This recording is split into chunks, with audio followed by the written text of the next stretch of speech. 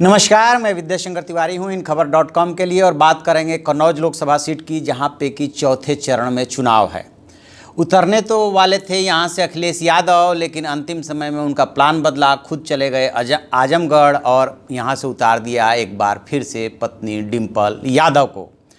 29 अप्रैल को जो मतदान होना है उसके लिए चुनाव प्रचार जो है एकदम शबाब पे है और यहाँ पे चुनौती बढ़ी हुई है, क्योंकि चुनाव मैदान में दो ही मुख्य प्रत्याशी हैं। एक तरफ हैं डिंपल यादव तो दूसरी तरफ से हैं बीजेपी के सुब्रत पाठक।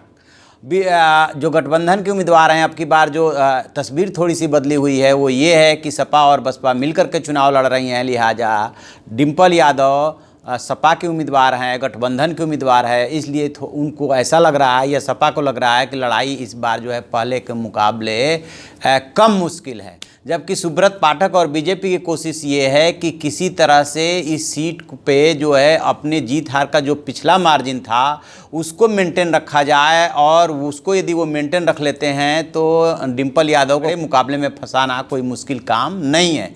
हम आपको बता दें कि पिछला चुनाव जो हुआ था उसमें डिंपल यादव सिर्फ यहाँ से लगभग 20,000 वोटों से ही जीत पाई थी और बीजेपी के सुब्रत पाठक 20,000 वोटों से हारे थे।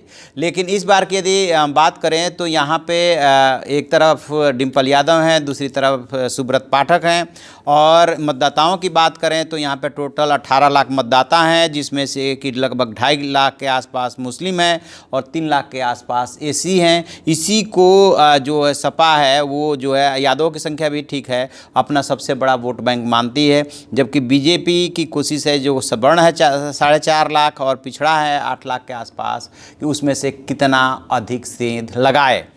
तो देखते हैं क्या होता है। डिंपल यादव के सामने जो चुनौती है वो चुनौती है यहाँ से हैट्रिक लगाने की, क्योंकि मुख्यमंत्री बनने के बाद जो है अखिलेश यादव ने जब ये सीट खाली की थी तो पहला उपचुनाव वो 2012 में यहाँ से जीती थी और फिर 2014 में कन्नौज से दोबारा जीती। आपको याद होगा कि डिंपल यादव फिरोजाबाद में जब चुनाव लड़ने गई थी तो वहाँ से सपा से ही बगावत करके आए और कांग्रेस में शामिल हुए। राज बब्बर से वो चुनाव हार गई थी। अब राज बब्बर फतेहपुर सीकरी से चुनाव लड़ रहे हैं। बाद में वो कन्नौज शिफ्ट हो गई और कन्नौज में उपचुनाव भी जीती और 2014 का आम चुनाव भी जीता।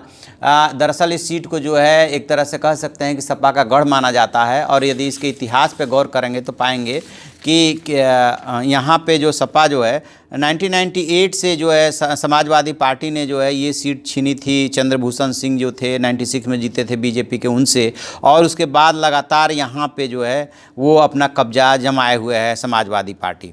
तो बीजेपी के सामने चुनौती है इस सीट को छीनने की, और समाजवादी पार्टी के सामने चुनौती है इस सीट को बनाए रखने की। जो समाजवादी पार्टी ने रैलियां कराई हैं, ज्वाइंट रैली कराई है, उसमें उसने फिरोजाबाद कराई, मैनपुरी कराई, लेकिन यहाँ के कन्नौज की सीट को वो अपने लिए सुरक्षित और मुफीद मान के चल रही है। देखते हैं आगे क्या होता है। ये तो राजनीतिक लड़ाई है, हम इस पर नज़र बनाए हुए हैं। 29 अप्रैल को मतदाता अपने मताधिकार का प्रयोग करेंगे और 23 मई को पता चलेगा कि किसके हिस्से में क्या आया। डिंपल यादव ने हैट्रिक लगाई या सुब्रत पाठक ने की लॉटरी निकली। जो भी अपडेट होगा हम आपको बताते रहेंगे। आप देखते रहिए हमारा डिजिटल चैनल इन खबर। उसे लाइक कीजिए, शेयर कीजिए और कमेंट बॉक्स में जाकर कमेंट जरूर करें। Thank you. इन खबर चैनल को सब्सक्राइब करें और बेल आइकन दबाना ना भूलें।